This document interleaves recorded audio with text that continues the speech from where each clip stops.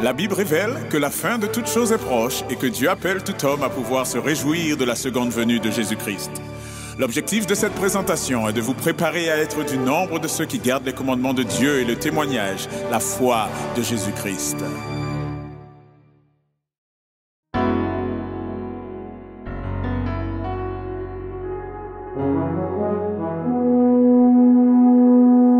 Annonçons partout le dernier message du Seigneur Jésus revenant des cieux. Dans le monde entier, rendons témoignage au saint et glorieux. Annonçons partout la bonne nouvelle. Jésus réunit tous ses rachetés. Il vient leur donner la vie éternelle en publiant ses bontés. Annonçons partout le dernier message. Le Seigneur Jésus vient sécher nos pleurs, briser les liens de notre esclavage, mettre un terme à nos douleurs. Annonçons partout la bonne nouvelle. Jésus réunit tous ses rachetés. Il vient leur donner la vie éternelle en publiant ses bontés. Annonçons partout le dernier message. Bientôt nous verrons la sainte cité. Gloire à notre Dieu, chrétien, bon courage, car voici l'éternité. Annonçons partout la bonne nouvelle. Jésus réunit tous ses rachetés. Il vient leur donner la vie éternelle en publiant ses bontés.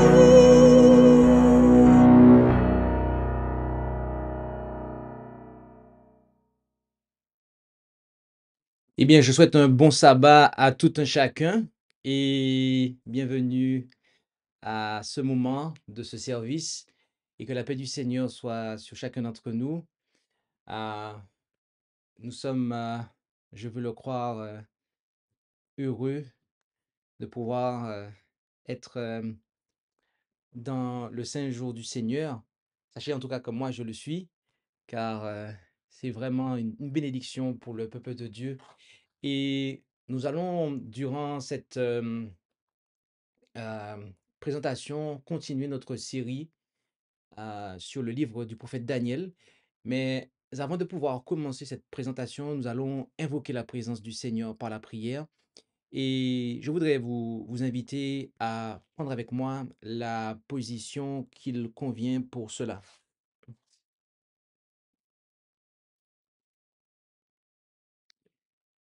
Et prions le Seigneur.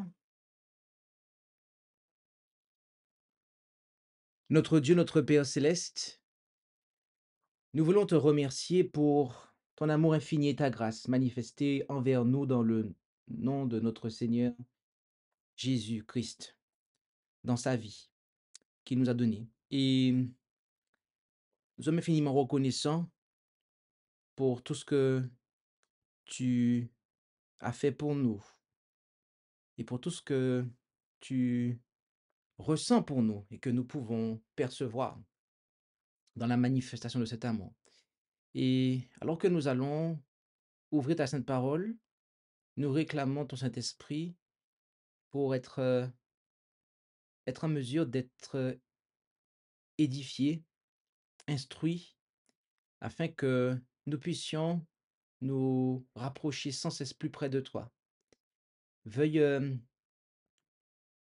ôter de nos vies tout ce qui, eh bien, constitue un obstacle, afin que nous puissions nous rapprocher sans cesse plus près de toi. Bénis les oreilles de ton peuple, ainsi que les lèvres de ton serviteur. Et tout cela, nous te le demandons au nom de Jésus. Amen.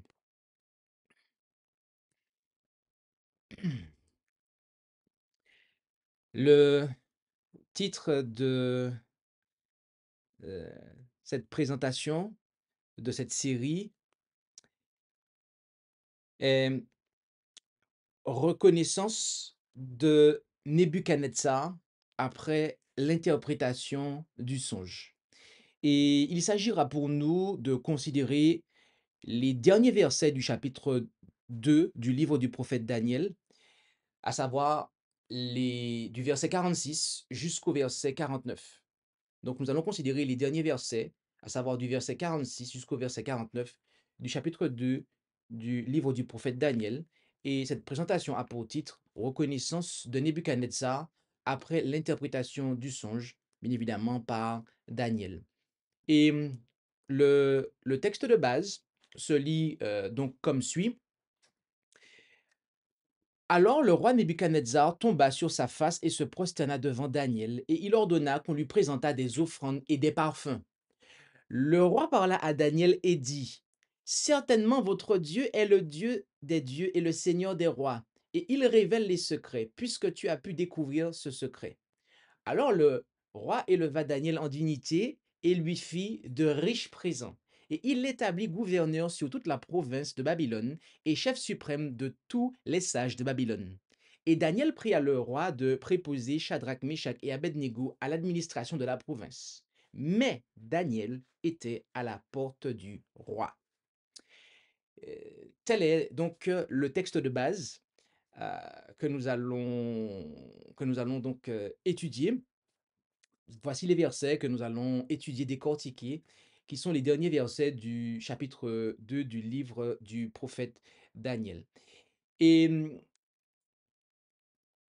il est dit que Nebuchadnezzar tomba sur sa face et se prosterna devant Daniel. Et il ordonna qu'on lui présentât des offrandes et des parfums. Pourquoi a-t-il agi ainsi? Premièrement. Et deuxièmement, Daniel l'a-t-il approuvé? Notons que jusqu'à présent, Nebuchadnezzar ne connaissait que très peu le vrai Dieu et encore moins la manière de l'adorer. Jusqu'à présent, sa connaissance de Dieu se limitait à ce qu'il avait vu du caractère divin reflété dans la vie de Daniel et à ce que Daniel lui avait dit de Dieu. Il est tout à fait possible que Nebuchadnezzar, voyant en Daniel le représentant vivant des dieux dont l'habitation n'est point parmi les mortels, pour reprendre eh bien, un langage qui a été employé précédemment, ait voulu que les actes d'adoration qu'il a accordés à Daniel soient en l'honneur du Dieu de Daniel. Excusez-moi. Avec sa connaissance limitée du vrai Dieu, Nebuchadnezzar faisait sans doute ce qu'il savait faire de mieux à l'époque pour exprimer sa gratitude et honorer celui dont la sagesse et la puissance avaient été démontrées de manière si impressionnante. Mais il n'y a pas que cela. Daniel, nous devons le savoir, Daniel s'est certainement opposé à l'ordre du roi visant à lui rendre, à lui Daniel, les honneurs qui ne reviennent qu'à Dieu seul. Et voici 4 raisons qui nous montrent pourquoi. Premièrement, les serviteurs de Dieu ont refusé de tels honneurs. Et je dois préciser que les serviteurs de Dieu refusent systématiquement de tels honneurs. En effet, nous voyons cela en Acte 10 à partir du verset 25 et au verset 26, où il est dit, et comme Pierre entrait, Corneille alla au-devant de lui et se jetant à ses pieds l'adora. Mais Pierre le releva en disant, lève-toi, moi-même aussi, je suis un homme.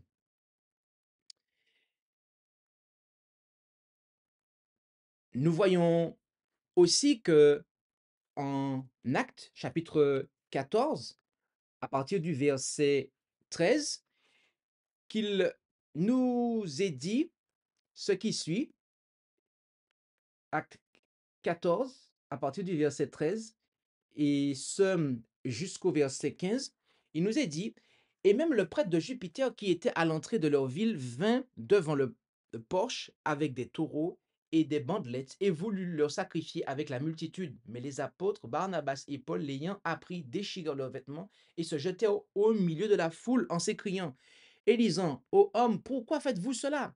Nous ne sommes que des hommes sujets aux mêmes infirmités que vous. Nous vous annonçons une bonne nouvelle pour que vous vous détourniez de ces vanités et que vous vous convertissiez au Dieu vivant qui a fait le ciel, la terre, la mer et toutes les choses qui y sont.» Nous voyons aussi cela en Apocalypse. Apocalypse 22, à partir du verset 8 et 9, où il nous est dit: Et moi, Jean, je suis celui qui a vu et entendu ces choses. Et après les avoir entendues et vues, je me jetai aux pieds de l'ange qui me les montrait pour l'adorer. Mais il me dit: Garde-toi de le faire, car je suis ton compagnon de service et celui de tes frères les prophètes et de ceux qui gardent les paroles de ce livre. Adore Dieu. Donc, les serviteurs de Dieu ont refusé de tels honneurs. Et c'est systématique. Voilà la première raison pour laquelle Daniel, eh bien, s'est certainement opposé à l'ordre donné par le roi. La deuxième raison est que Daniel avait préalablement rejeté tout mérite personnel. En effet, rappelez-vous ce que nous avons lu en Daniel 2, du verset 28 au verset 30. Mais il y a un Dieu dans les cieux qui révèle les secrets, et il a fait connaître au roi Nebuchadnezzar ce qui doit arriver dans la suite des jours. Voici ton songe et les visions de ta tête sur ta couche. Et au verset 30, si nous sautons le verset 29, et ce secret m'a été révélé, non qu'il y ait eu en moi plus de sagesse qu'en aucun des vivants, mais pour que l'interprétation en soit donnée au roi et que tu connaisses les pensées de ton cœur. Ça, c'est la deuxième raison. La troisième raison, c'est que le récit indique seulement que Nebuchadnezzar a ordonné qu'une oblation et des parfums soient offerts à Daniel, mais il ne dit pas que ces actes ont été accomplis. En effet, lorsque nous regardons, eh bien, nous voyons que le roi, il ordonna qu'on lui présentât des offrandes et des parfums. Ok, la fin du verset 46. Mais le texte ne dit pas que cela a été exécuté.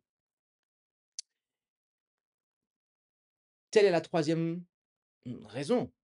Et quatrièmement, eh bien, le fait que Daniel ait eu avec le roi une communication qui n'est pas rapportée ici, entre le verset 46 et le verset 47, eh bien, ressort clairement au verset 47.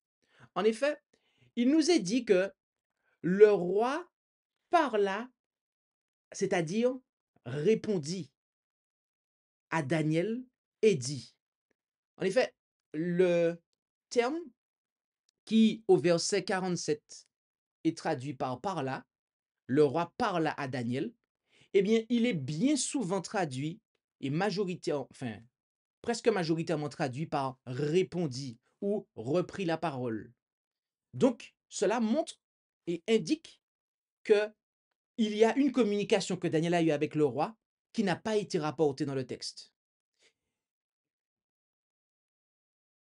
Et l'on peut encore en déduire que Daniel s'efforça de détourner les sentiments de révérence du roi de lui-même vers le Dieu des cieux, puisque le roi lui déclara ensuite: Certainement, votre Dieu est le Dieu des dieux et le Seigneur des rois. Donc, cette réponse-là implique que Daniel a communiqué avec le roi, mais que cela n'a pas été rapporté, d'accord? Et que cette communication avec le roi qui n'a pas été rapportée l'a été entre le verset 46 et le verset 47.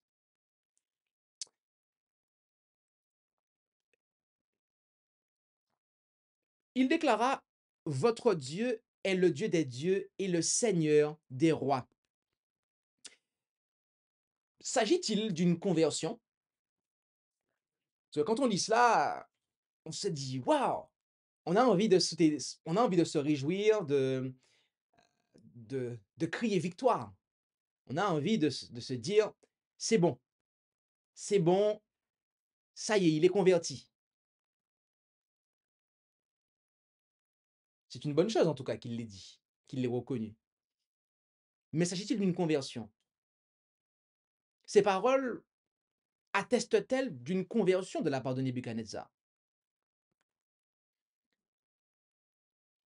Notons que Nebuchadnezzar, qui appelait son dieu protecteur Marduk seigneur des dieux, reconnaît ici que le Dieu de Daniel est supérieur à tous les dieux de Babylone.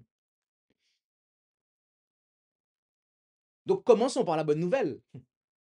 La bonne nouvelle ici, c'est que l'expression que Nebuchadnezzar a employée au verset 47, c'est une expression qu'il, jusqu'à présent, il employait pour Marduk.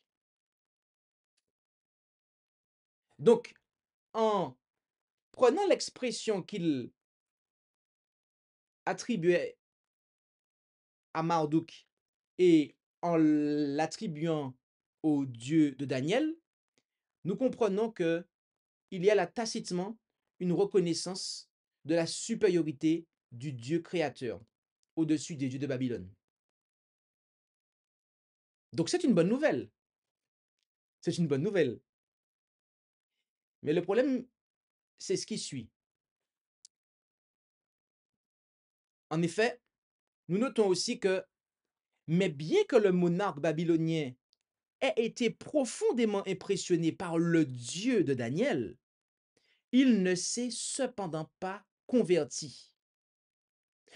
Contrairement à Ruth, qui dit à Naomi, ton Dieu sera mon Dieu, tel qu'on peut le voir en Ruth 1, verset 16. Mais Ruth répondit, ne me presse pas de te laisser pour m'éloigner de toi, car où tu iras, j'irai, et où tu demeureras, je demeurerai. Ton peuple sera mon peuple, ton Dieu sera mon Dieu.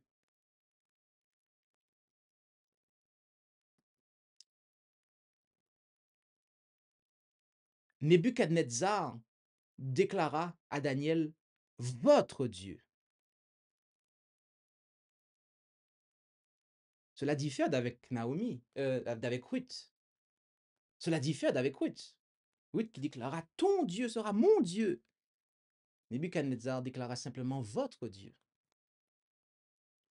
De plus, Nebuchadnezzar n'était pas encore parvenu à une foi exclusive en Jéhovah, comme le prouve son adoration continue d'autres dieux.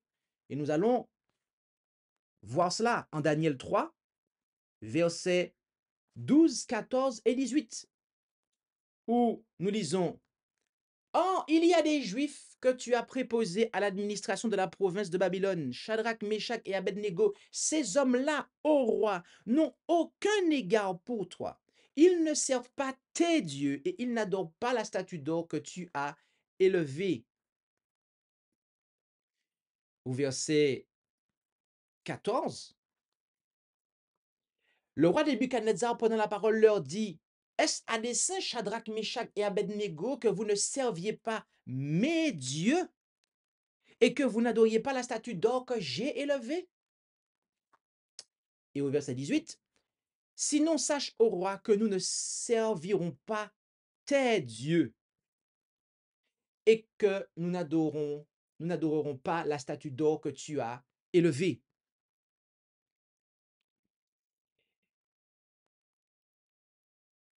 Donc, Nebuchadnezzar n'était pas encore parvenu à une foi exclusive en Jéhovah, comme le prouve son adoration continue d'autres dieux. En effet, il ne reconnaît Jéhovah que comme le Dieu des dieux et non comme le seul Dieu. Et nous pourrions rajouter le seul vrai Dieu. En tant que polythéiste, il ne fit qu'ajouter Jéhovah à la liste des divinités qu'il adorait.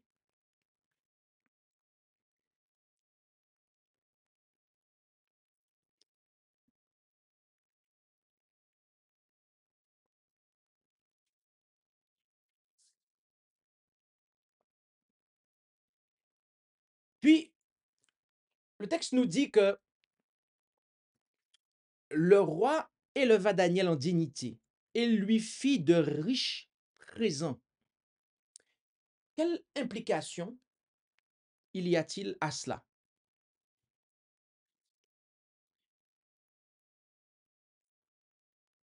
Notons que parce qu'il était en communion avec lui, Dieu fit de Daniel un grand un homme plus grand que Nebuchadnezzar n'aurait pu le faire. Et parce que Dieu l'a magnifié, le roi l'a magnifié. La richesse rend-elle les hommes grands? Le roi lui fit beaucoup de présents. Et il n'avait aucune raison de les refuser puisqu'il leur rendait d'autant plus capables de faire du bien à ses frères en captivité, comme ce fut le cas de Joseph.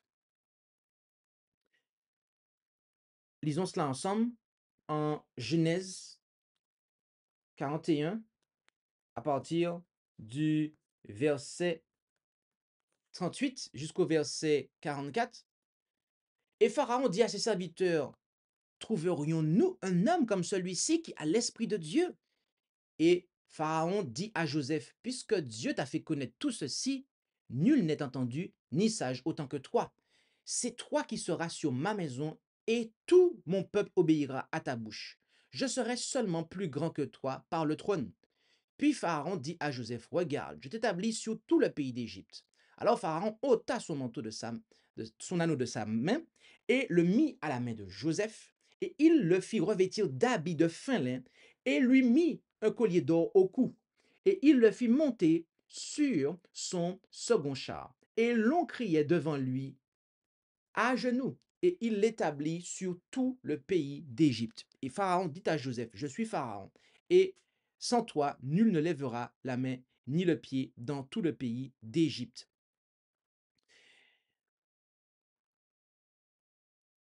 Ces présents étaient des retours reconnaissants pour les bons services qu'il avait rendus.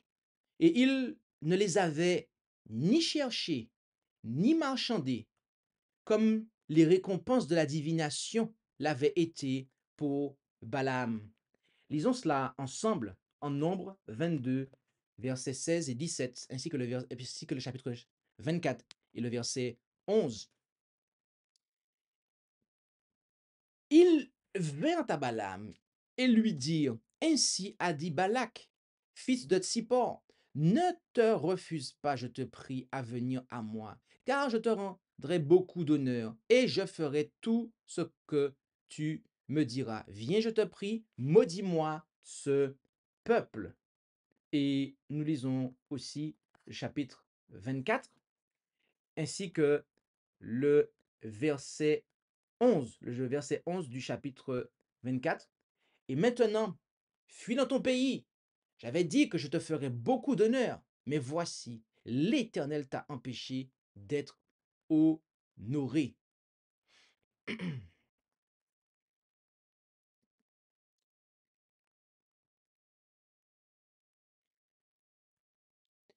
La puissance fait-elle la grandeur d'un homme? Nebuchadnezzar l'établit chef de toute la province de Babylone, qui avait sans doute une grande influence sur les autres provinces.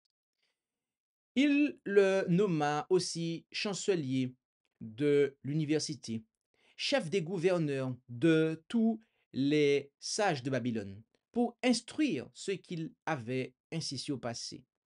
Et comme il ne pouvait faire ce que le roi voulait, il serait obligé de faire ce que Daniel voulait qu'il fasse. C'est ainsi qu'il convient que l'insensé soit le serviteur de l'homme de cœur. Puis, on nous dit que Daniel pria le roi de préposer Shadrach, Meshach et Abednego à l'administration de la province. Et nous pourrions nous poser la question, qu'est-ce que cela signifie, qu'est-ce que cela implique? Notons que Daniel ne s'est pas laissé griser par les richesses et le pouvoir qui lui ont été conférés, mais il s'est souvenu de ses camarades. Ayant participé à la prière, tel qu'on va se le rappeler en Daniel 2, verset 18,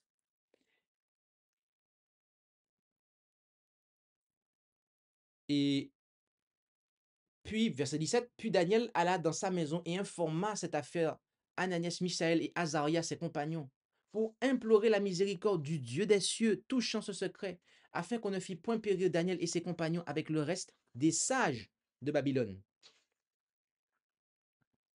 Et il y a un autre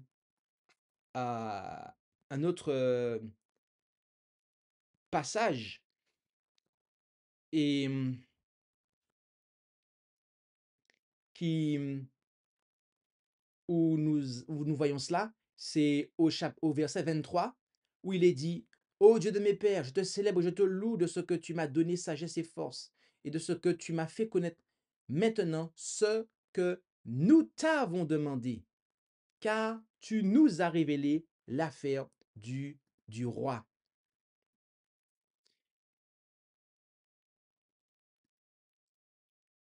Donc, ayant participé à la prière, ils eurent aussi part à la récompense. Puis, le chapitre 2 se conclut en nous disant que Daniel était à la porte du roi. Contrairement à ses amis, Daniel, lui, il était à la porte du roi. Et qu'est-ce que cela signifie? Qu'est-ce que cela signifie? Eh bien, la porte est le lieu où se tenaient les conseils et où l'on délibérait sur les affaires les plus importantes. Et prenons des textes pour voir cela. En Esther 2, verset 19. Or, comme on rassemblait des vierges pour la seconde fois, Mardochée était assis à la porte du roi. Esther n'avait fait connaître ni sa naissance, ni son peuple, selon que Mardochée lui avait recommandé, car elle faisait ce que Mardochée lui ordonnait, comme lorsqu'elle était élevée chez lui. Et nous pouvons aussi voir en Job 29, verset 7, Job 29, verset 7, ce qui suit. Quand je sortais pour me rendre à la porte de la ville et que je me faisais préparer un siège dans la place publique, les jeunes gens me voyant se retiraient, les vieillards se levaient et se tenaient debout. Des princes, même verset 9, s'arrêtaient de parler et mettaient la main sur leur bouche. Donc, nous voyons bien qu'il s'agit là, euh, lorsqu'on parle de la porte, c'est un lieu où se tenaient les conseils et où l'on délibérait sur des affaires. C'était à la porte, notamment, des fois c'était à la porte de la ville, lorsque ça concernait les choses de la ville, mais lorsque ça concerne le roi, eh bien cela concerne les choses du royaume. Daniel était donc l'un des principaux conseillers du roi. Je reprends, Daniel était donc devenu l'un des principaux conseillers du roi et le président des gouverneurs des différents ordres dans lesquels les sages étaient répartis. Donc, voilà ce que nous pouvions noter comme explication, comme signification propre à ce temps. Et maintenant, nous voulons dégager, extraire des applications pour nous aujourd'hui.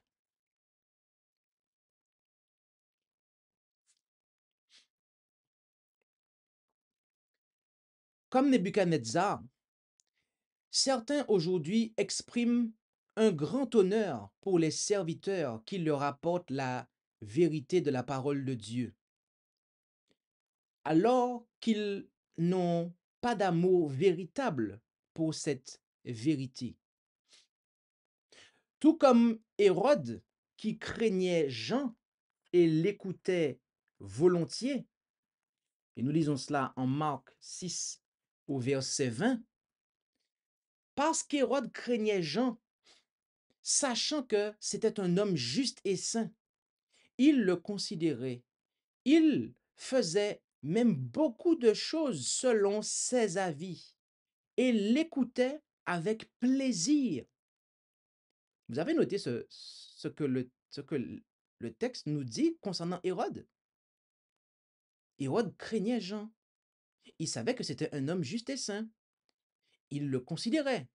Il faisait même beaucoup de choses selon ses avis et l'écoutait avec plaisir.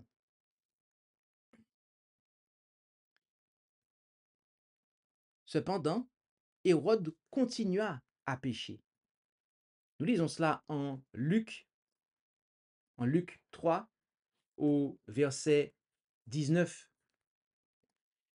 Mais Hérode le tétrarque, ayant été repris par Jean au sujet d'Hérodias, femme de Philippe son frère, puisque il avait commis adultère en prenant une femme qui avait déjà un mari, et de toutes les méchantes actions qu'il avait faites, ajouta encore à toutes les autres celle de faire mettre Jean en prison.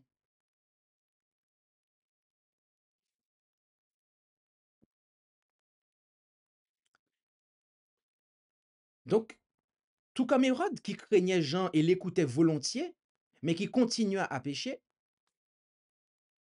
ils écoutent des messages de vérité sans jamais conformer toute leur vie à cette vérité.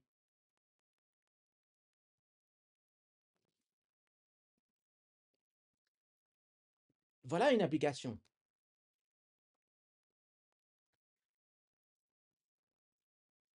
Combien de fois cela n'arrive-t-il pas?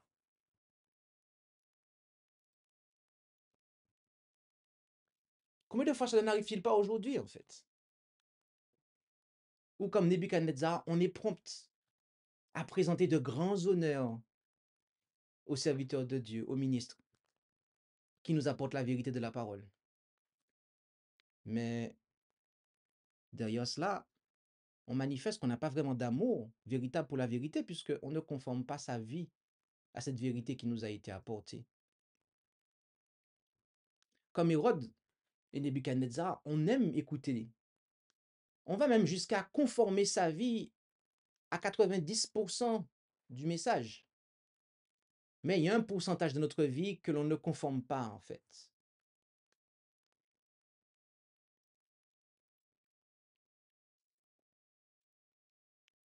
Est-ce une bonne chose?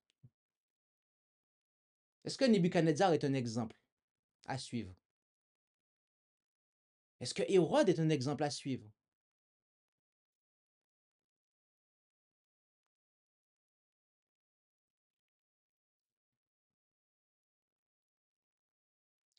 Ne s'étant pas complètement réformé, il cherche ensuite à faire taire,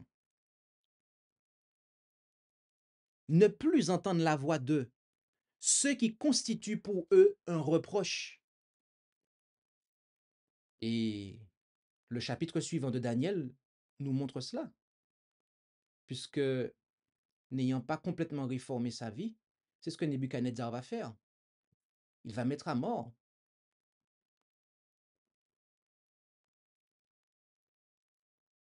les serviteurs de Dieu. Et Hérode, c'est pareil. Il aimait écouter Jean-Baptiste prêcher. Il avait conformé un peu sa vie à ce que Jean-Baptiste avait dit, mais pas toute sa vie. Et ce qu'il a fini par faire, c'est le mettre en prison et le décapiter. Et notez que ce qui a fait qu'il a décapité, qu'il a décapité Jean-Baptiste, c'est le péché qu'il avait continué à caresser. Il avait conservé, en fait, une femme qui n'était pas la sienne. Et elle a été une pierre d'achoppement pour lui, en fait.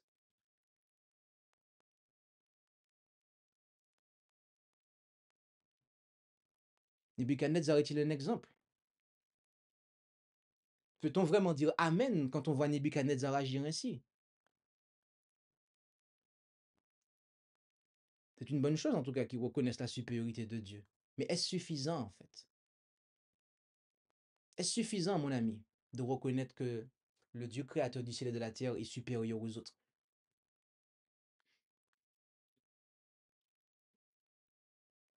Non, ce n'est pas suffisant. Ce n'est pas suffisant. Cela est loin d'être suffisant.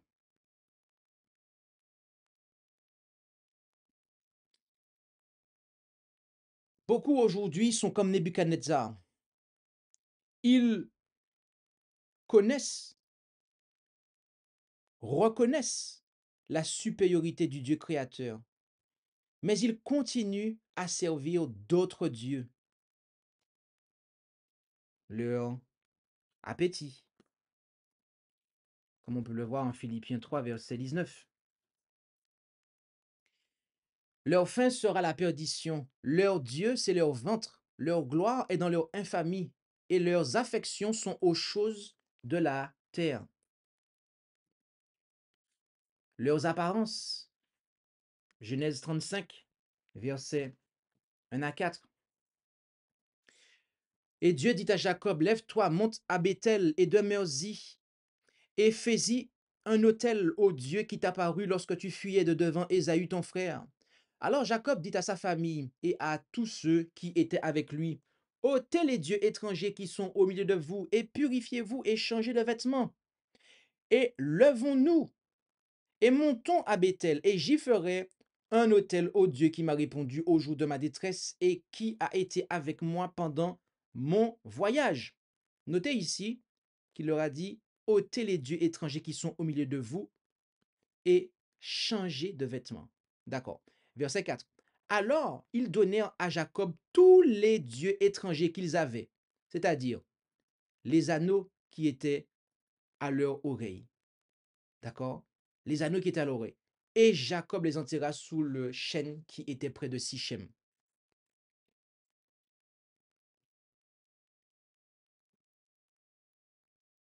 Et rappelez-vous qu'il aura aussi demandé de changer de vêtements.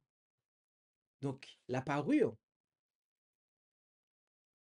mais dans la parure, le paraître, ce que l'on retrouve dans le mot apparence. C'est pour ça que j'ai mis apparence. Leur apparence. Il y en a qui idolâtrent leur apparence. Les richesses. Matthieu 6, verset 24. Nul ne peut servir 2 maîtres, car ou il haïra l'un et aimera l'autre, ou il s'attachera à l'un et méprisera l'autre. Vous ne pouvez servir Dieu et Mammon. Mammon qui signifie richesse. Et Luc 14, verset 33, où il est dit, ainsi quiconque parmi vous ne renonce pas à tout ce qu'il a ne peut être mon disciple.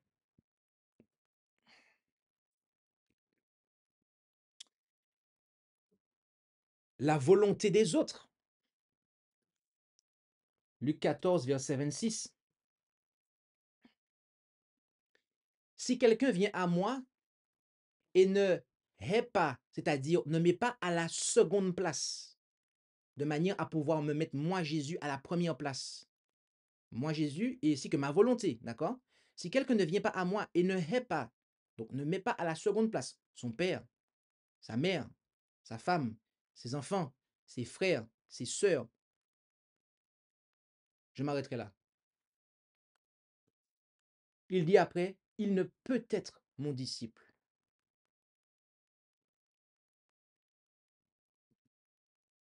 Mais aussi leur propre volonté. Revenons, Jésus dit sa propre vie. Et au verset 27, le verset suivant, Jésus dit, quiconque ne porte pas sa croix et ne me suit pas ne peut être mon disciple. Cela implique un renoncement, comme on peut le voir en Luc 9, verset 23. Luc 9, verset 23. Or, il disait à tous, si quelqu'un veut venir après moi, qu'il renonce à lui-même, qu'il se charge chaque jour de sa croix et qu'il me suive.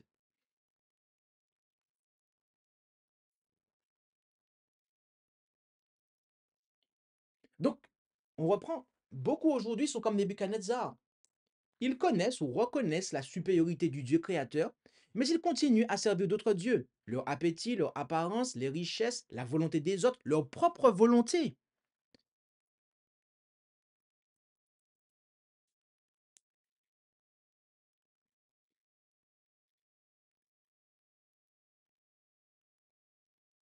Est-ce notre cas? Est-ce que nous faisons comme Nebuchadnezzar? Ah, je ne demande pas de l'inscrire dans le chat. Je ne demande pas de lever la main.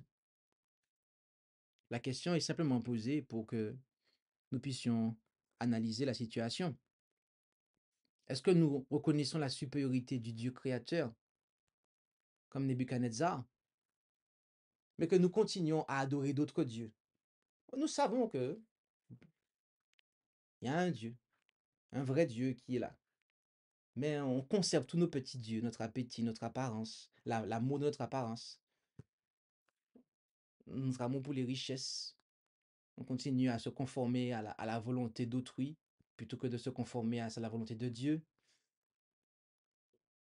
Et il y a des fois, on se targue de ne pas se conformer à la volonté des gens. Donc ça, c'est un premier extrême. Hein? Des gens qui se conforment à la volonté des hommes. Ils suivent des hommes. Et puis, il y a un autre extrême. C'est ceux qui disent, ah, moi, je ne suis personne, je ne fais... Et en fait, ils font leur propre volonté, en fait. Ils se vantent d'être indépendants. Et c'est justement là, en fait, qu'ils montrent, qu'ils déifient leur propre volonté, en fait. Parce qu'en se targuant d'être indépendants, ils montrent par là qu'ils sont même indépendants de Dieu, en fait.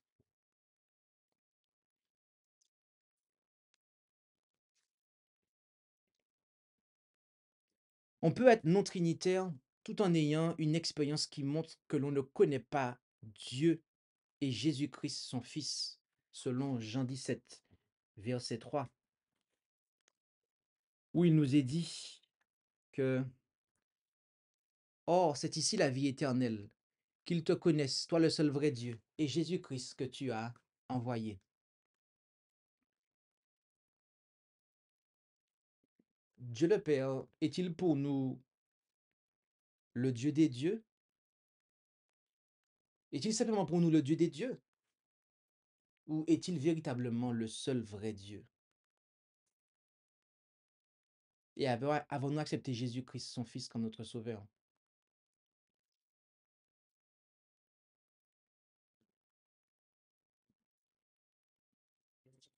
Tout comme Nebuchadnezzar, qui avait été le roi des rois désigné par Dieu, tel que Daniel lui a dit au chapitre 2 et au verset 37, et je voudrais vous le rappeler dans le contexte. Toi, ô roi, tu es le roi des rois, auquel le Dieu des cieux a donné le règne, la puissance, la force et la gloire. C'est toi qui es la tête d'or, au verset 38. Donc, tout comme Nebuchadnezzar, qui avait été le roi des rois, mais qui avait abusé de sa confiance, fut contraint par le serviteur de Dieu, donc Daniel, de reconnaître que Dieu est le véritable Seigneur des rois, la puissance mondiale à venir sera contrainte de le reconnaître. Et lisons cela ensemble en Apocalypse 17, verset 14. Apocalypse 17, au verset 14, où il nous est dit que ils combattront contre l'agneau, mais l'agneau les vaincra parce qu'il est le Seigneur des seigneurs et le roi des rois. Et ceux qui sont avec lui sont les appelés, les élus et les fidèles. Et lisons aussi Apocalypse 19, verset 16. Apocalypse 19, le verset 16, où il est dit, et sur son manteau et sur sa cuisse, il portait ce nom écrit, Roi des rois et Seigneur des seigneurs.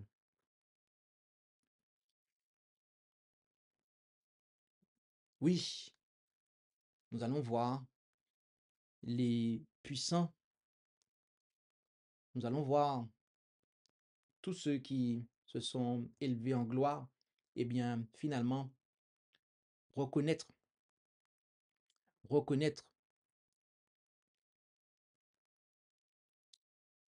que Dieu est le véritable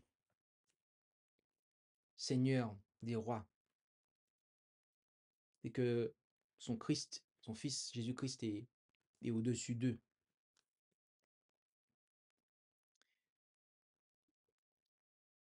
Aussi, les serviteurs de Dieu ne cherchent pas les richesses. En 1 Roi 3, versets 11 à 13, et Dieu lui dit à Salomon, puisque tu m'as fait cette demande, et que tu n'as demandé ni longue vie, ni des richesses, ni la mort de tes ennemis, mais que tu as demandé de l'intelligence pour rendre la justice. Voici, je fais selon ta parole. Je te donne un cœur sage et intelligent, de sorte qu'avant toi, nul n'aura été pareil à toi, et qu'il n'y en aura point après toi qui te soit semblable. Et même, je te donne ce que tu n'as pas demandé, et les richesses et la gloire, de sorte qu'entre les rois, il n'y en aura point de semblable à toi pendant tous les jours de ta vie. Et Jésus nous déclara en Matthieu 6, verset 33, mais cherchez premièrement le royaume de Dieu et sa justice, et toutes ces choses, c'est-à-dire tout ce qui est nécessaire pour vivre, ok, le manger, le boire, le vêtement, un abri, toutes ces choses vous seront données par-dessus.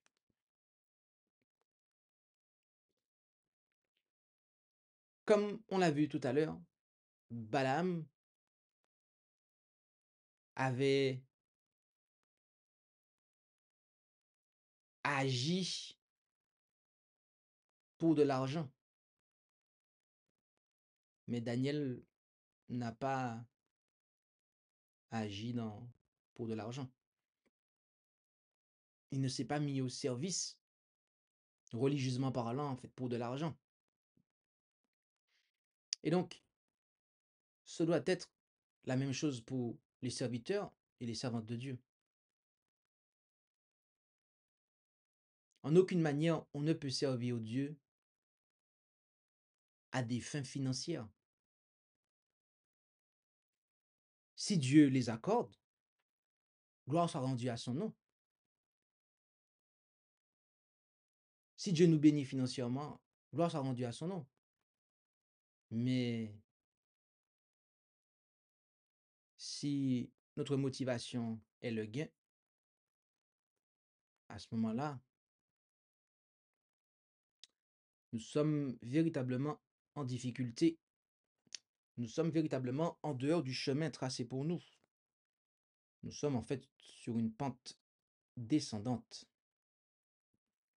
Enfin, les honneurs que Dieu nous fait, nous devrions vouloir que nos frères les partagent avec nous. Cela, nous l'avons déjà vu. C'est une reprise que nous faisons ici de la présentation numéro 20, si je ne me trompe pas. Car Jésus-Christ, le Fils de Dieu, qui vous a été prêché par nous, par moi et Sylvain et Timothée, n'a point été oui ou non, mais il a été oui en lui. 2 Corinthiens 1, verset 19. Paul et Sylvain et Timothée, etc., etc. 1 Thessaloniciens 1, 1 à 5. Et 2 Thessaloniciens 1, 1 à 5, Paul, Sylvain et Timothée. Donc, puisse le Seigneur nous aider à avoir une juste conception des choses et puissions-nous agir avec les véritables motivations et, et véritablement réformer nos voies face à la lumière de la vérité qui brille sur nous. Nous allons passer au moment de questions-réponses. Et si vous avez des questions en rapport avec cette présentation, n'hésitez pas à pouvoir les poser promptement, s'il vous plaît, afin que nous puissions, selon la volonté de Dieu, apporter les réponses qu'il souhaiterait voir apportées. Donc, merci de bien vouloir poser vos questions dans le chat de la webconférence à SJH 1889 de France, et de sorte que nous puissions promptement clarifier les points que vous souhaiteriez voir clarifiés, des points en rapport avec cette présentation.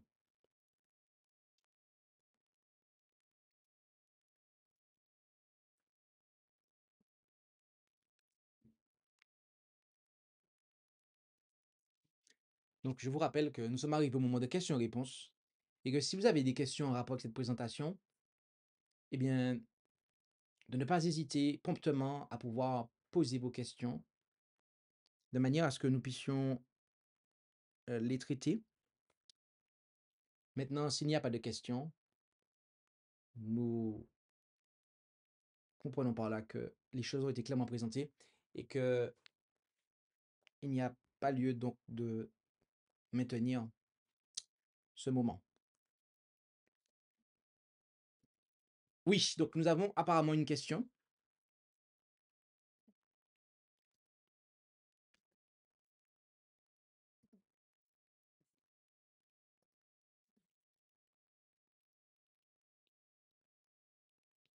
Test. Est-ce que on m'entend? Oui, tout à fait. OK. Alors, une première question est la suivante. Comment discerner quand quelque chose comme l'appétit, l'apparence ou les richesses est devenu un dieu concurrent dans notre vie? Et si c'est possible, de donner des exemples. Comment discerner quand quelque chose comme l'appétit, l'apparence ou les richesses est devenu un dieu concurrent dans notre vie? Et des exemples si possible.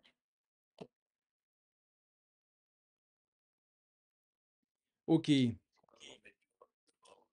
Alors, je nous invite à couper les micros, s'il vous plaît. OK. Donc, merci pour la question déjà.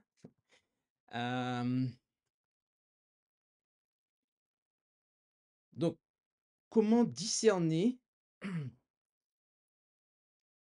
Alors, donnez-moi un petit instant parce que je ne sais pas où la question a été posée et j'aimerais la voir sous les yeux parce que des fois. Alors, merci beaucoup. Donc, comment discerner quand quelque chose comme l'appétit, l'apparence ou les richesses est devenu un dieu concurrent dans notre vie? Des exemples si possible. OK. D'accord.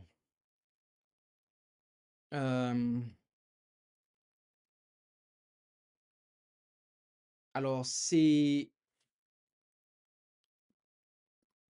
OK, OK. Désolé pour la coupure de son, mon micro a été coupé, je ne sais pas pour quelle raison. Donc je ne faisais que reprendre la question, OK, je la lisais à haute voix, donc je n'ai rien dit de particulier pour le moment en termes de réponse, donc soyez rassurés pour ceux qui sont en direct. Hem, Très bien. Lorsque, alors je pense que je vais partir directement sur des exemples. Je ne vais pas essayer d'expliquer la chose en théorie, mais directement en exemple, d'accord? Heu, Au niveau de l'appétit, d'accord? Heu, Si j'aime consommer quelque chose et que ce quelque chose-là me rend malade ou a des effets négatifs sur moi et c'est quelque chose qui vient de ce fait entraver mon service pour Dieu, mais que je continue à le faire À ce moment-là, je sais en fait que j'ai pour Dieu mon ventre et que à ce moment-là, mon appétit, je sais même pas si on peut dire en concurrence, puisqu'on peut pas servir vraiment 2 maîtres à la fois en fait. Donc j'ai pour Dieu mon ventre, c'est tout. Voilà. Je sais que Jéhovah Dieu existe, mais le Dieu que j'adore, c'est mon ventre. Heu, Au niveau de l'apparence, bah, si j'ai du mal à pouvoir me séparer de mes bijoux, des bijoux qui sont des dieux, des f et là, je n'ai donné qu'un seul texte. Mais si vous prenez les autres textes dans la Bible, notamment que nous avons mis dans l'ouvrage «Les guides d'études bibliques des principes», de 1889, eh bien, nous avons mis tous les textes justement pour expliquer l'habillement chrétien. Eh bien, voilà, il n'y a pas que les bijoux. Bijoux, maquillage, vêtements, des vêtements moulants, cintrés, comme on dit. Voilà. Si c'est véritablement un problème pour nous, eh bien, que de se conformer à ce que Dieu nous dit, eh bien, c'est que on a pour Dieu, euh, eh bien, on idolâtre l'apparence, en fait. L'apparence, les parures, bref, notre apparence, en résumé. Euh,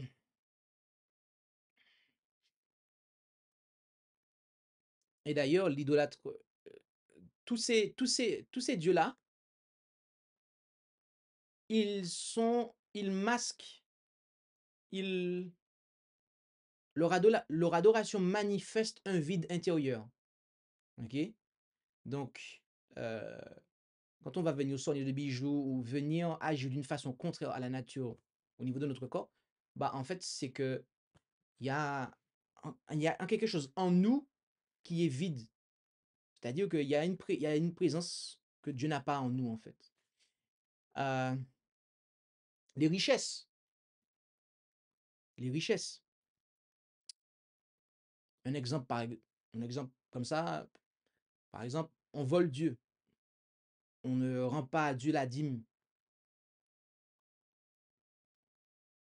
parce on veut pouvoir faire plus d'argent. Là, on est en train de voler, en fait. Donc là, on a vraiment pour Dieu les richesses. Ou faire de l'argent, mais de façon immorale. On fait de l'argent de façon immorale, soit en volant, soit, euh, bref, d'une façon immorale, avec tout ce que cela peut inclure. Euh,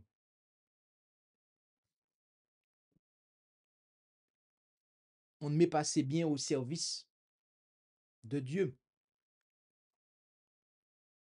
Dieu nous a bénis matériellement. Amen. Mais est-ce que je mets ce matériel au service de Dieu, pour la cause de Dieu? C'est là qu'on se rend compte si vraiment voilà. Est-ce qu'on soutient la cause de Dieu par nos biens? Des fois, c'est pas nécessairement parce qu'on ne verse pas, hein, mais est-ce que on met nos biens au service de l'œuvre de Dieu? Les biens que l'on a, c'est ça aussi. La volonté des autres, que j'ai mentionné tout à l'heure, ok? Eh bien, par exemple, il y en a qui, il y a tellement d'exemples. Il y a tellement d'exemples. Il faudrait que je reprenne les différents éléments qui ont été donnés là. Luc 14, verset 26, d'accord? Je reprends pour l'avoir sous les yeux. Luc 14, verset 26. On nous dit, père, mère, des fois, nos parents peuvent nous demander de faire quelque chose qui n'est pas en accord avec la volonté de Dieu. Par exemple, de transgresser le sabbat pour leur faire plaisir. Pour leur faire plaisir, mais des fois, c'est pas pour leur faire plaisir, c'est pour leur rendre service. C'est un vrai service qu'ils vous demandent, vos parents. Mais vous allez devoir transgresser le sabbat pour le faire. Quel choix qu'on fait? Le conjoint. Le conjoint peut, par exemple, je prends un exemple comme ça, peut nous faire un ultimatum. Si tu n'abandonnes pas ton Dieu, eh ben, je te laisse. Si tu suis ce message-là, cette secte-là, moi je te laisse, je te quitte. Qu'est-ce qu'on fait? Nos enfants, nos frères, nos sœurs,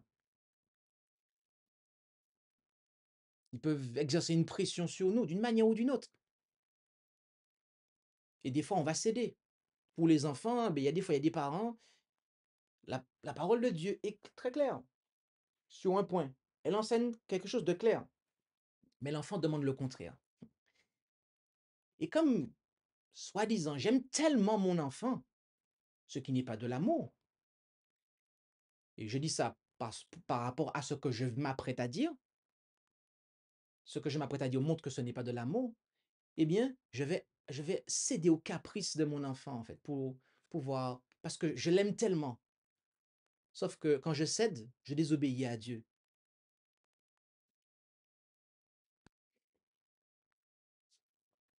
Ses frères, ses sœurs, ils peuvent nous ridiculiser, ils peuvent nous suggérer de faire des choses qui ne sont pas bonnes.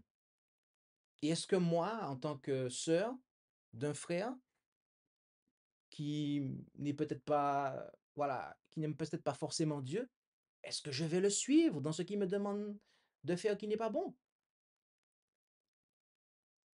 Si je le suis, à ce moment-là, ben, je suis en train de le prendre pour Dieu.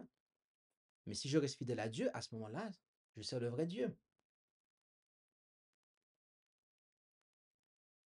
Parce que des fois, oui, des fois, il y a des... Là encore, je prends des exemples, mais il y a des grands frères ou des grandes sœurs ah ben, qui ne sont pas, qui ne craignent pas Dieu et qui exercent une mauvaise influence sur les petits frères et les petites sœurs.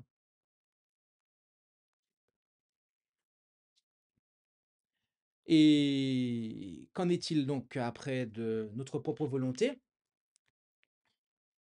Eh bien, je ne sais pas quel exemple je peux donner, mais il y a tellement d'exemples.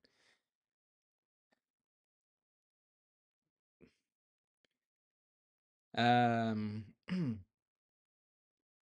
la parole de Dieu nous présente, d'ailleurs, tout ce qu'on a vu là, tous les dieux qu'on a vus là,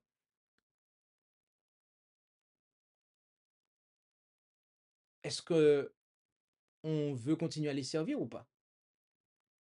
Si on se dit qu'il n'y a pas de problème et qu'on va continuer à les servir, déjà là, en plus de les adorer eux, on a notre propre volonté. D'accord? Mais il y a des fois, Dieu nous montre des choses et on n'a pas envie de le faire.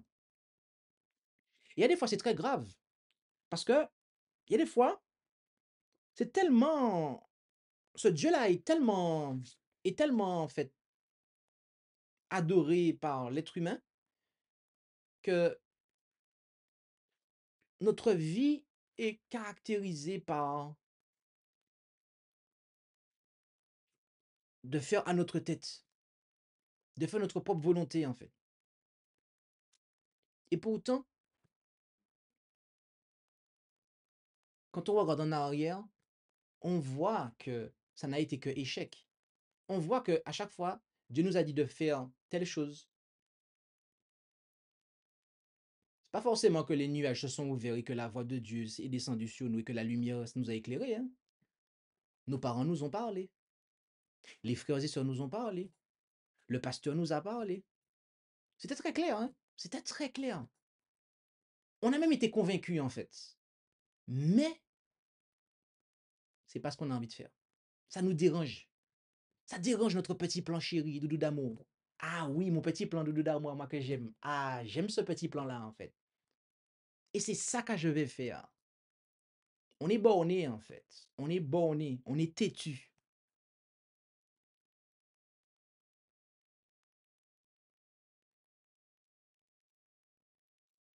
Là, c'est le temps qui nous montre, en fait, qu'on adore notre propre volonté, en fait. Les autres le voient, mais nous, c'est plus tard qu'on s'en rendra compte.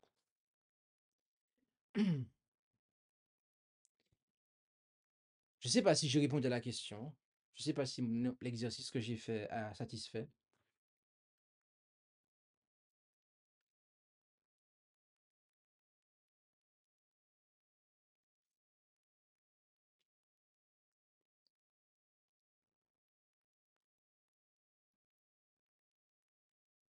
Est-ce que Oui, OK. Alors, donnez-moi juste une seconde.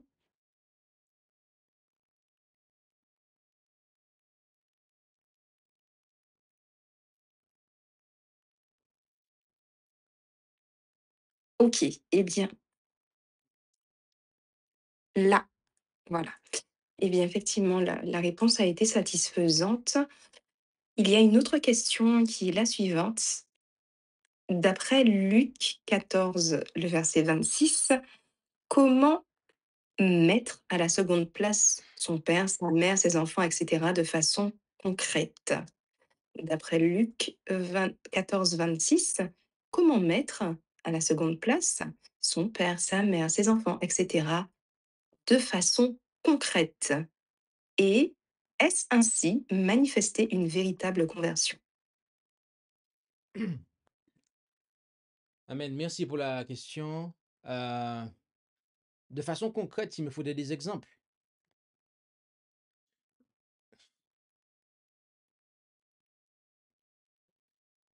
Je me rappelle quand j'étais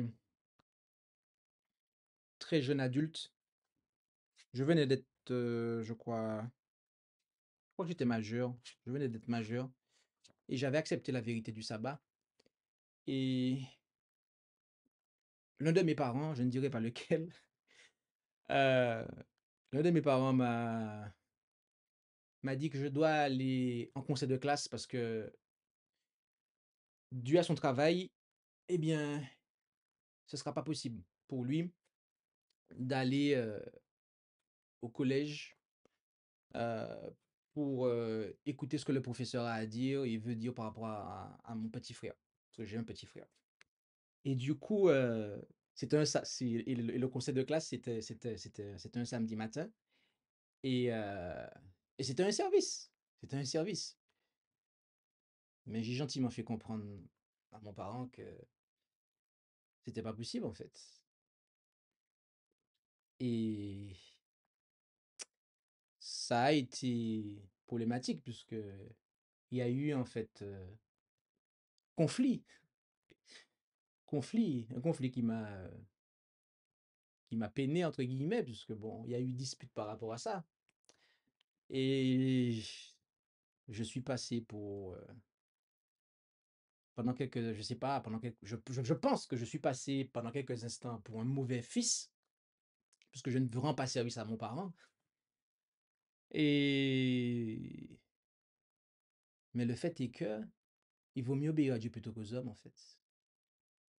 Donc, que tu sois papa, maman, ok, je te donne le respect. Mais si ce que tu me demandes de faire est en total désaccord avec la volonté de Dieu, je vais tout faire pour toi, sauf désobéir à Dieu. Donc voilà un exemple, si on parle de manière concrète. Maintenant, vous pouvez l'appliquer à tout, papa, maman, femme, enfant, bref, voilà. Et ensuite, est-ce ainsi manifester une véritable conversion? Bah oui, bah oui, en fait. Donc, voilà. Je sais pas si je dois dire autre chose. Je sais pas si j'ai répondu.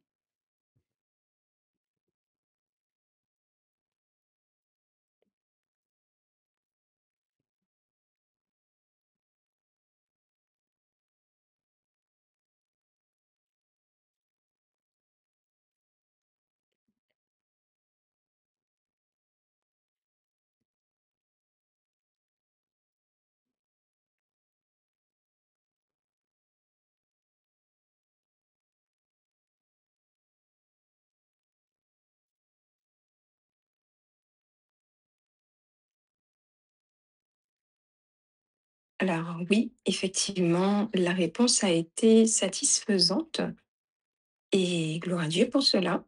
Il y a une autre question qui est la suivante. Jean-Baptiste a dénoncé Hérode pour Hérodiade, la femme de son frère. Que faire si c'est une affaire de terrain, de maison ou autre? Faut-il dénoncer, réclamer et traduire en justice? Non, mais merci pour la question, frère Kamla. Euh, la question mérite d'être découpée en plusieurs morceaux, c'est-à-dire qu'elle soit traitée euh, avec considération. Euh, ça va dépendre déjà si on a affaire à quelqu'un du monde ou quelqu'un de l'Église. D'accord? Euh, Jean-Baptiste a parlé comme cela à Hérode, notamment parce que Hérode était, entre guillemets, un membre sympathisant de son mouvement. D'accord? On l'a vu, Hérode suivait ce que Jean-Baptiste disait. Et Jean-Baptiste, il a pas sa langue dans sa poche. Quand les pharisiens sont venus prendre le baptême, il leur a dit, race de vipère, qui vous a appris à faire la colère à venir. Donc Hérode, c'est pareil. Jean-Baptiste entend dire que Hérode est un adepte de ses prédications, il est abonné à ses messages. Ok, eh ben, Jean-Baptiste va lui dire ce qu'il doit entendre. Donc, du coup, voilà. Maintenant, là, on parle de si c'est affaire de terrain, maison et autres dénoncés, réclamés. Donc, si c'est quelque chose qui a lieu dans le monde, alors dans tous les cas, que ce soit dans le monde ou dans l'Église, ce qui est conseillé, comme nous dit la parole, c'est de s'accorder avec la personne, de faire les choses à l'amiable. C'est ce qu'il faut toujours faire. Donc, Matthieu 18, verset 15 à 18, j'ai presque envie de dire, c'est valable à la fois dans l'Église et dans le monde. Et vous allez comprendre ce que je veux dire par là. Le principe, c'est quoi? Si ton frère a péché contre toi, va et reprends-le entre toi et lui seul. Dans le monde, ça correspond à quoi? Vous allez chercher un accord avec la personne. Vous n'allez pas attaquer la personne en justice directement, en fait. Faites d'abord la chose à l'amiable. Après, la personne ne vous écoute pas. Mais venez avec quelqu'un pour essayer de lui faire comprendre les choses. Peut-être que ça va l'aider. Si à ce moment-là, ça ne passe toujours pas, alors une ou deux personnes, si ça ne passe toujours pas, avec quelqu'un du monde, à ce moment-là, eh bien, vous devez faire fonctionner les lois du pays. La personne doit être soumise aux lois du pays, en fait. Donc là, vous allez au tribunal. Maintenant, quand c'est dans l'église, c'est dans l'église que ça se passe, en fait. Et c'est le même process. Par là, la personne sera seule. Et je vais insister sur ça. J'insiste sur ça parce que bien souvent, des membres d'église n'ont pas le courage d'aller voir quelqu'un qui est en tort. Et ça, c'est un défaut que nous avons, en fait. Et je dis nous, je me mets dedans, d'accord? Pour ne pas, voilà. C'est un défaut que nous avons, en fait. C'est un défaut que nous avons. Soit on aime ruminer la chose, soit on aime aller faire des cancans et en parler à d'autres, plutôt que d'aller voir la personne directement, en fait, pour lui dire ce qu'elle a fait qui n'est pas bien. Ça, c'est un défaut qu'on doit corriger, chers frères et sœurs. Je vous le dis franchement. Bref.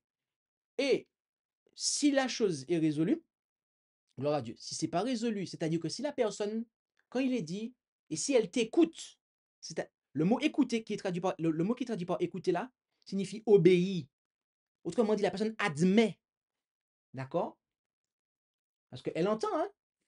Elle peut te dire, OK, j'ai compris, je suis d'accord, mais derrière, ça ne suit pas. Il n'y a pas de changement. D'accord? Et la personne même continue. À ce moment-là, on appelle deux ou trois frères et sœurs d'église. Une ou deux autres. Pour qu'en tout, on soit deux ou trois. Voilà.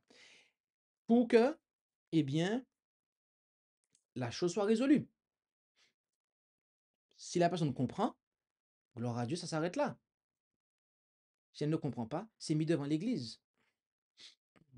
Et si la personne n'écoute pas l'église, même pour une affaire de terrain, de maison, à ce moment-là, elle est retranchée en fait de l'Église.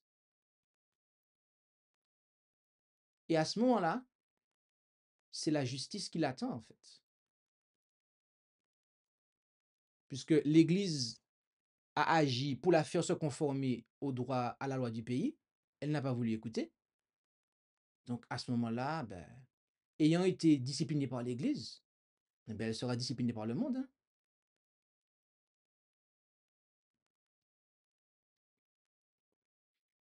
Donc, je pense, et j'espère avoir répondu à la question, mais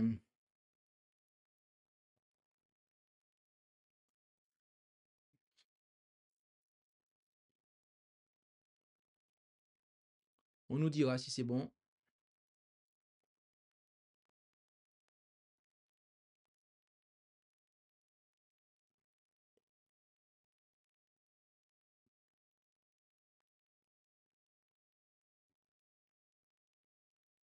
Je tiens à préciser que Jean-Baptiste a parlé comme ça à Hérode parce que la situation d'Hérode était connue, d'accord? Donc, quand c'est quelque chose qui est de notoriété publique, la dénonciation, c'est le seul cas où une telle dénonciation publique n'est pas de la médisance, puisque la chose est déjà connue en fait. On prend le cas de Paul. Paul a repris Pierre devant tous. Pourquoi c'est pas de la médisance?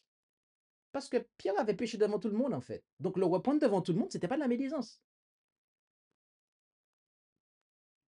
Je tiens à préciser ça aussi, hein. Parce qu'il y a des fois, il y a des choses qui se font en fait en privé et qu'on va dénoncer en public. La personne qui dénonce en public ce qui a été fait en privé fait de la médisance.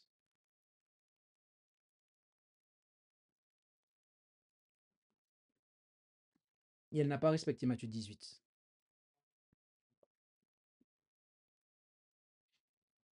Euh,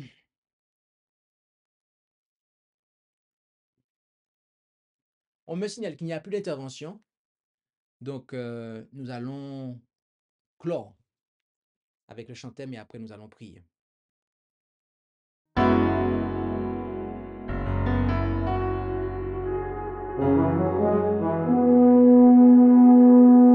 Annonçons partout le dernier message du Seigneur Jésus revenant des cieux.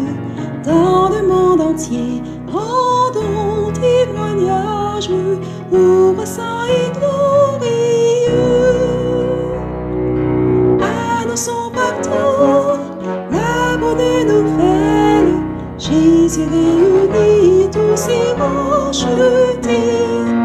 Il vient leur donner la vie éternelle en publiant ses bontés. Annonçons partout le dernier message. Le Seigneur Jésus vient sécher nos pleurs, briser les liens de notre esclavage, mettre un terme à nos douleurs. Annonçons partout la bonne nouvelle. Jésus réunit tous ses rachetés. Il vient leur donner la vie éternelle en publiant ses bontés. Annonçons partout le dernier message. Bientôt nous verrons la sainte cité. Gloire à notre Dieu, chrétien, bon courage, car voici l'éternité. Annonçons partout la bonne nouvelle. Jésus réunit tous ses rachetés. Il vient leur donner la vie éternelle en publiant ses bontés.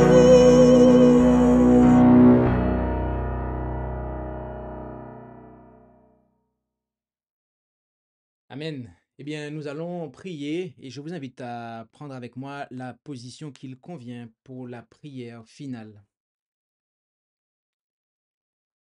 Notre Dieu, notre Père céleste,